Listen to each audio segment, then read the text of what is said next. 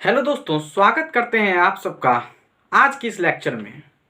कल तक हम लोगों ने जाना था कि किस प्रकार से मोहम्मद गौरी ने भटिंडा पर अधिकार कर लिया 1189 ईस्वी में।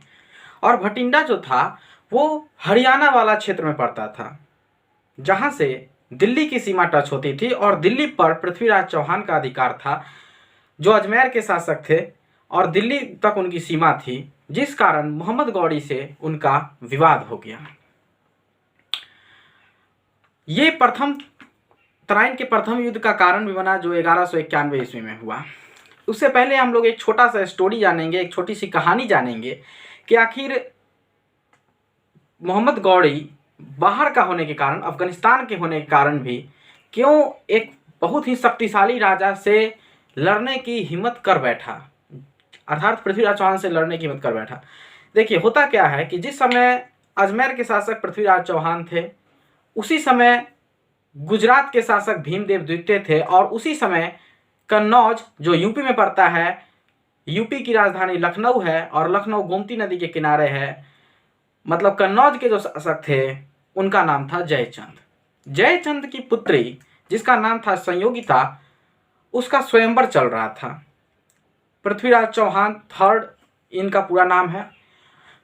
पृथ्वीराज चौहान, जो कि चौहान वंश के शासक थे, वो जाते हैं संयोगिता के स्वयंवर से, उनको उठवा लेते हैं और उठा करके शादी कर लेते हैं।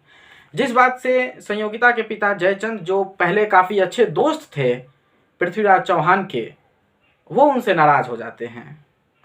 और दूसरी क्या होता है कि जो गुजरात के शासक थे भीमदेव द्वितीय और अजमेर के शासक पृथ्वीराज चौहान के बीच में भी मतभेद का होने का एक कारण ये हुआ कि गुजरात के शासक भीमदेव द्वितीय जब माउंट आबू घूमने जाते हैं, माउंट आबू जाते हैं, तो माउंट आबू, आपको पता होगा कि माउंट आबू जो है सो गुजरात और राजस्थान के बीच, मतलब अरावली पहाड़ी है, वहीं पर माउंट आबू है।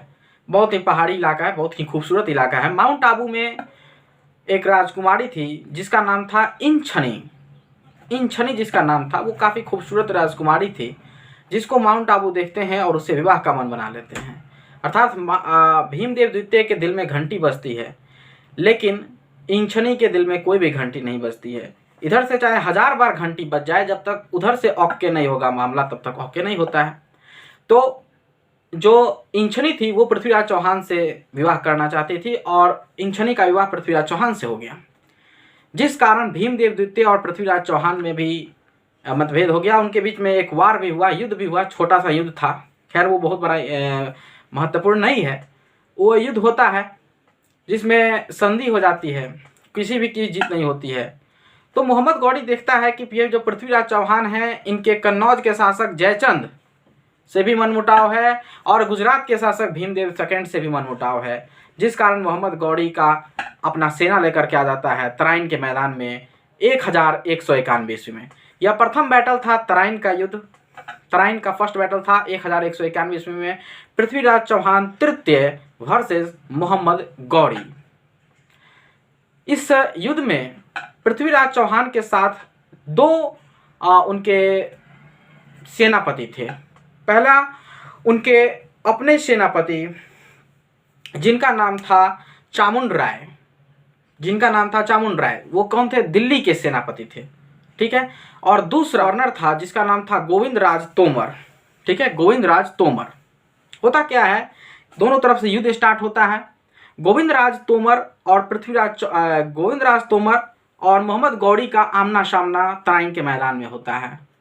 इधर से मोहम्मद गौरी आगे बढ़ता है और उधर से गोविंद राज तोमर आगे बढ़ते हैं। मोहम्मद गौरी गोविंद राज तोमर को देखते हुए ही अपना भाला उठाता है और गोविंद राज तोमर की ओर फेंक देता है। गोविंद राज तोमर के 2 दांत टूट जाते हैं, जिस कारण गोविंद राज तोमर को काफ़ी गुस्सा आता है और वो अपना भाला जब निकाल करके फेंकते हैं तो इससे मोहम्मद गौरी घायल हो जाता है और ज़मीन पर गिर जाता है। ज़मीन पर गिरने के कारण मोहम्मद गौरी बहुत घायल हो गया था पहले से ही भाला लगने के कारण। इस कारण वो ये युद्ध मतलब हार गया इसी का। और मोहम्मद गौरी का उनका अपना सेना मोहम्मद गौरी को मैदान में से लेके जा रहा था, लेकिन पृथ्वीराज चौहान ने उनका पीछा नहीं किया। ये पृथ्वीराज चौहान की एक बहुत बड़ी गलती मानी जाती है। यदि उन्होंने उस मोहम्मद गौरी के मार दिया होता वहीं पर, या फिर सेना का पीछा करके सेना का खात्मा कर दिया होता, तो तराइन का सेकेंड बैटल होने की नौबत नहीं आती। तो चलिए दोस्तों, हम लोग आगे बात करेंगे तराइन के सेकेंड बैटल की। जय हिंद दोस्तों, जय हिंद।